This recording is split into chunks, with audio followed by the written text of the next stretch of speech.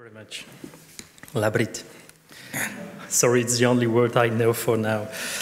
And knowing a language is a part of the cultural approach, of course. I will do my best to learn a second word at the end of the day. You are true, Inez. Culture is not an easy theme to talk about tourism. I will put this. As English is not my mother language, I will sometimes read my papers, so excuse me for this for the moment. Culture is not only about sleeping things in a museum. It is also about us. Cultural is well alive. But I was wondering, listening to the introduction, why culture has always to be protected. Are we invaded? I was just asking this. And my first slide was about this. Which one is it? Yes. Have you ever heard about this word? Tourismophobia. I think something is going wrong in the field of tourism. We are now discovering the dark side of tourism. High prices for rental for locals, overloaded streets, expensive infrastructure not relevant for locals, heavy impact on the environment, and so on. Yesterday, I read in The Guardian something about Amsterdam.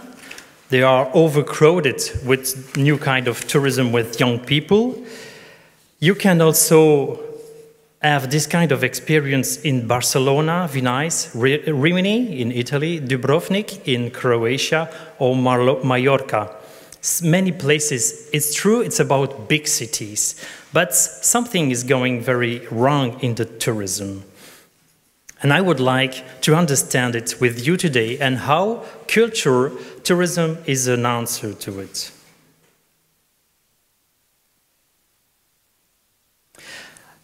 This is a picture that is really astonishing. There are no tricks on it. It's a real ship in front of the small houses in Venice. According to the World Tourism Organization, the number of international tourists are set to double between now and 2030, up to 2 billion worldwide. Many of these tourists will come from an emerging new class, and half of which are from Asia. 30% of these travelers will come to Europe. Of course, every destination would like to take advantage of this percentage. Our responsibilities as destination manager is to ask ourselves, what kind of positive context or condition do we have to implement right now to avoid this situation? In another word, do we have to wait for a problem from mass tourism to think about sustainable tourism? Don't we have any good experiences from small destinations that could be inspiring? Is this not representing a challenge for cultural tourism? It is an infinite temptation. Easy money versus development for local population. This is what we try to achieve within our network of Eden. And this is what I would like to talk about today. Sustainable tourism is not only a word, it is a reality to us. Of course, there is a place for cultural tourism, but sometimes it is hard to sell, even to manage. And I will give you some examples. The Eden Initiative was launched by the European Commission in 2006. This was, in fact, the first step in sustainability for the European Commission. It was aimed to promote sustainable tourism in every small destination, as Ines talked about this morning. And criteria were defined by each country: environmental for some, social for others, cultural or economic for others. Through the Eden initiative, it was possible to highlight unknown destinations.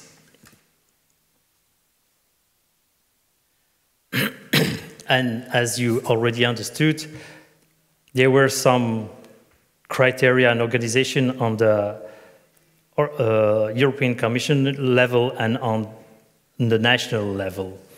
It was just to remember you how it was organized. National selections does not depend on international criteria, but well on national. That's why it's not always to compare destination to another. The manner to enter the network could be different from a country to another. Our objective with the association with our network is to make visible all good practices, as it is a good starter to talk about sustainability. Since the beginning, many different teams were organized, as you can read it. And the last one is about cultural tourism. The winner of Latvian will be known today, and many countries will share their winners during these weeks and months. Finally, in next March in Brussels, we will know the 18 new winners of Eden contest. The next contest, I don't know yet the team, maybe will be organized. I don't know yet if it will be still organized, because you know that the funds about tourism in the European Commission has been reduced by 70%. So it is harder and harder to talk about sustainable tourism. It is a bit strange. Today, we have 140 winners, around 350 runners-up from 27 European countries. It is the biggest network for sustainable tourism worldwide. And with a few destinations, we were, I think, 10, maybe 15 in the beginning, we decided in 2012 to create an international association under the Belgian law. It's just a question of administrative facilities. And Eden Association was created. For the moment, we have 71 members from 23 countries. It is, we just ask an annual fee of 400 euro a year, and it is up to every destination to join the network. Some countries, they are paying for all the winners, some others do not, and we do not pay attention to who is winner or who is runners-up. The idea is to join an international network. Of course, you get some benefits if you join the network. First, you get visibility on our website, and I invite you to have a look at it if you have time. And we organize the Eden Innovation Prize, which is an inside organization to promote best practices in destinations. Every year, every 2 years, it's always close to the European Commission awards. We organize 3 topics on the EIP, because the main idea is to take good experience on others. Topics are like sustainable practices in the destinations, integration on local food, authentic experience for guest tourists, and so on. The prize is presented during the annual meeting, and best practices are shared via our website and Facebook account. We have also a partnership with European Best Destination, which is the first website in Europe about tourism, and they help us to promote and to manage social media in our destination. In fact, here for the Eden Network, I am a volunteer. I'm not the president. I'm just a member as others. And I am working as a DMO for Durbuy in the south of Belgium, and we get very concrete tips about social media management thanks to these partnerships. And also we have promotion on visiteurope.com, but do not have a look at it right now because they are changing the website, and Eden is not right now quite visible. I'm sorry. This is I don't know if you see it clearly, but the map is on our website, and it has to be actualized, because you will see that for Latvia only 2 red points are on it, but we have 3 destinations in Latvia who are member. We have Kuldīga, Jūrmala, and Tervete. Is it the name? Yes. 3 destinations, and you can see that depending to a country to another, we have a lot of or not a lot of countries involved in the network. And I will take now some time to talk about some experiences, because I think that this is the main ideas of this network, is to exchange good ideas, exchange other experiences, because this is the first step of cultural tourism, is to take interest, to be curious about what others are doing. Loophead, in Ireland. I don't know if any of you have been to Ireland, but this place, once an isolated, windswept corner of Ireland, Loophead was visited by few people. Today, Loophead Peninsula is still isolated and windswept, but it's now on the tourist map. That's thanks to residents in County Clare, who created an heritage trail along the coast, which joins the dots between holy wells, stone forts, and other ancient buildings. Tourism will now help to safeguard those historic sites. In Germany, you have the Pientäler Abenteuerflusslandschaft. The Pientäler was created through an initiative of the tourism company Abenteuerflusslandschaft. They talked to the manager of the nature park, Piental, and started the project. The tailor is a printed certificate that is sold to tourists of the company for 25, 50, or 75 euro. This money goes directly to the nature park management, who can clean and moor 5 meters square of the land for each euro. It is important to mow, as this helps preventing the wetlands from over-fertilization and preserve the original plants, and though this also animals of this area. This is always small, good experience. I will not talk too much about the next one, because Ivar is here and he will probably talk about this in Soma National Park.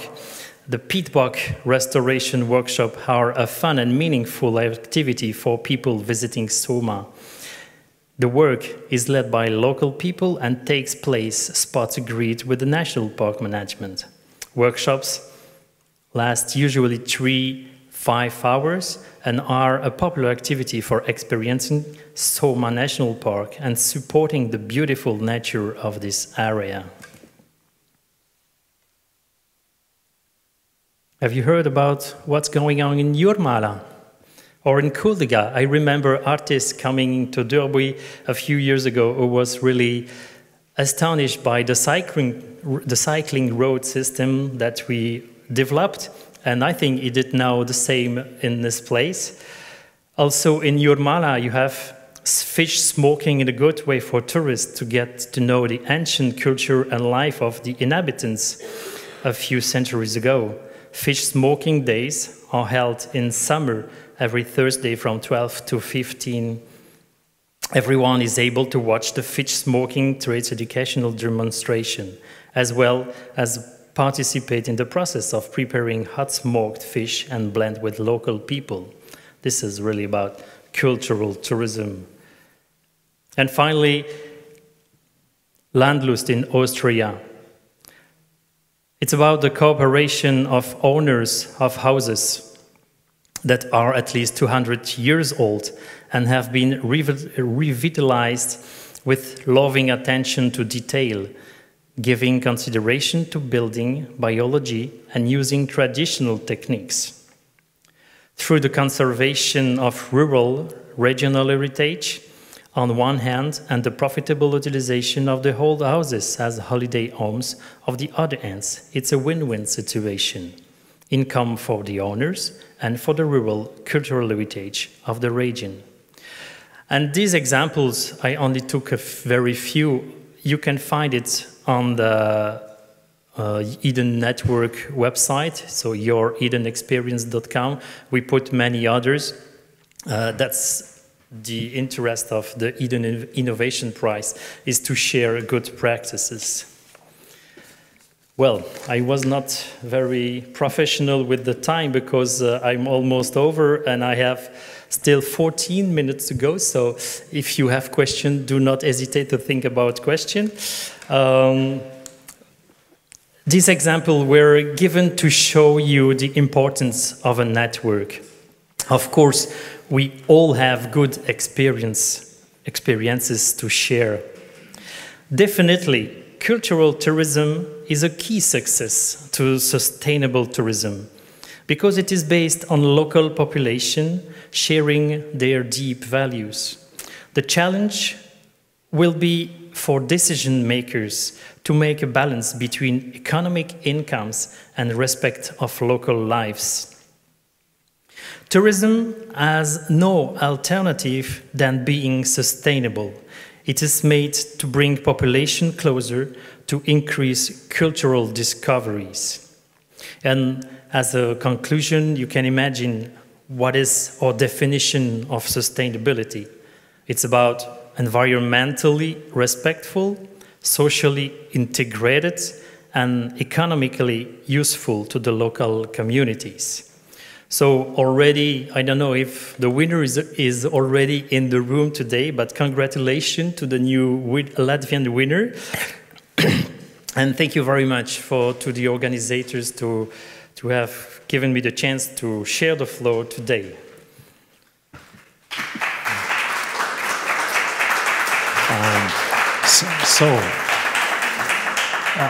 Thanks a lot. That was the presentation side, but very good that you saved some minutes so we have a chance to give the questions.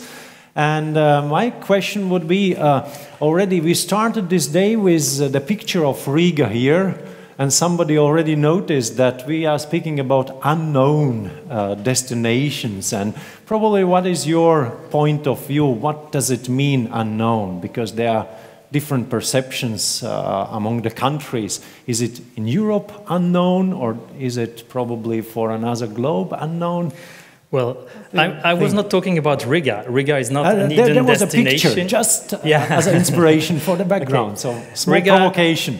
Of course, Riga is not an unknown destination, but is not an hidden destination in the idea that we are talking about very small destinations. If you talk about Kultūra or Durbuy, I don't know if in Belgium anybody knows about At Durbuy Marche. If you have been to Belgium, maybe you know, but in France you have Rochefort-Océan, in Spain you have Goyeri.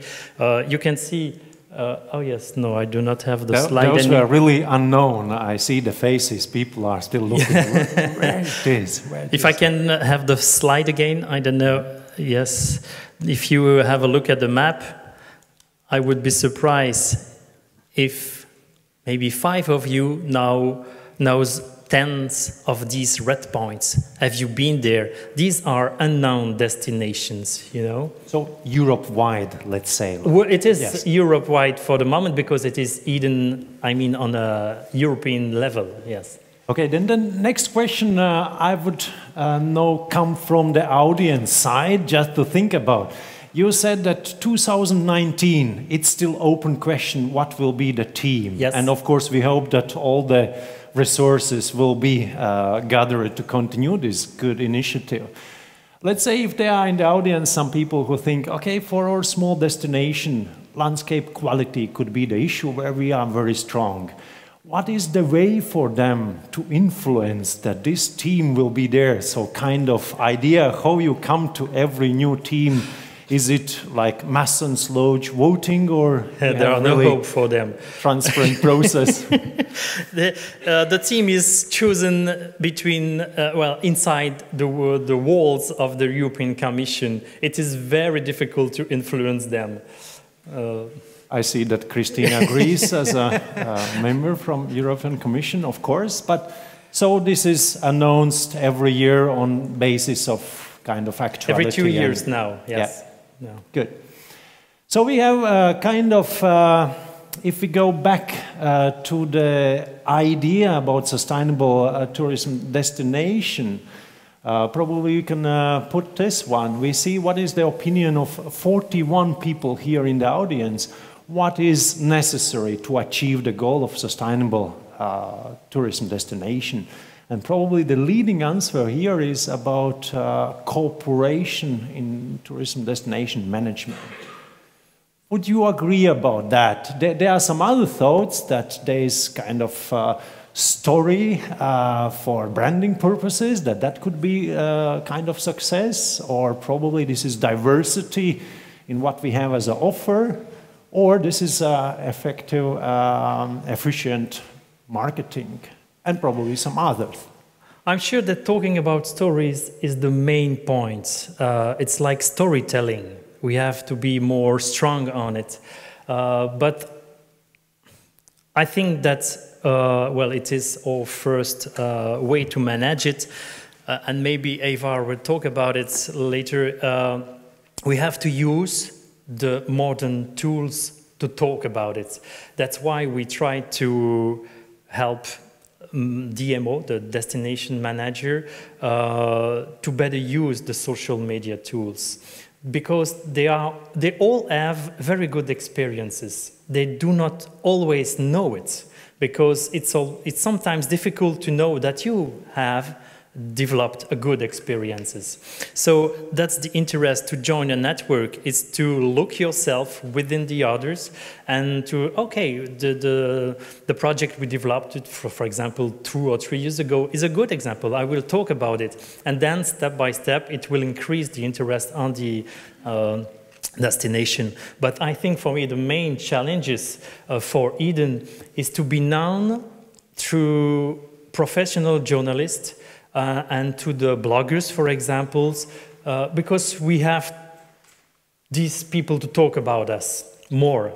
We are to... Visibility. Yes, about visibility. Yeah. Good. So we have a couple of questions from the audience, so you see how it works. It's really possible.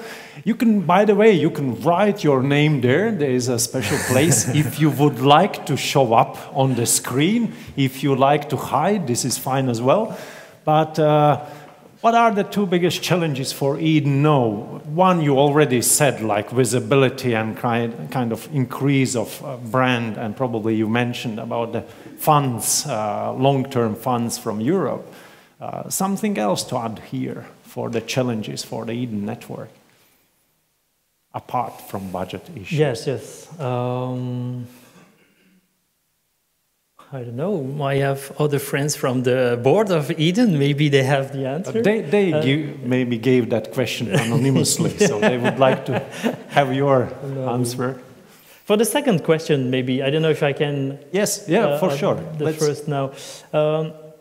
What we are asking for is a very good involvement of the national tourism organizations, where it's not always the Ministry of Tourism. In some countries it is different, but the politicians, they have to take them this question of sustainability. As you heard, I started with tourismophobia. It is coming, and how can be smart enough not to see it develop too much in our region. And it is the question of politicians is to see further. And I think now sustainable tourism is a really good matter to take it into account. Man ir jāsaka arī latviski, ja gadījumā kādam nav tās iespējas pievienoties, jūs, protams, neesat tāpēc mazāk gaidīt šajā auditorijā, jūs drīkstat uzdot jautājumu arī no vietas, paceļot roku, izsakot latviski, pārtulkošu, viņš arī nonāks pie adresāta. Tā kā vai tagad vai vēlāk izmantojiet iespēju. Somebody from board will come, or let's say Armands, who is...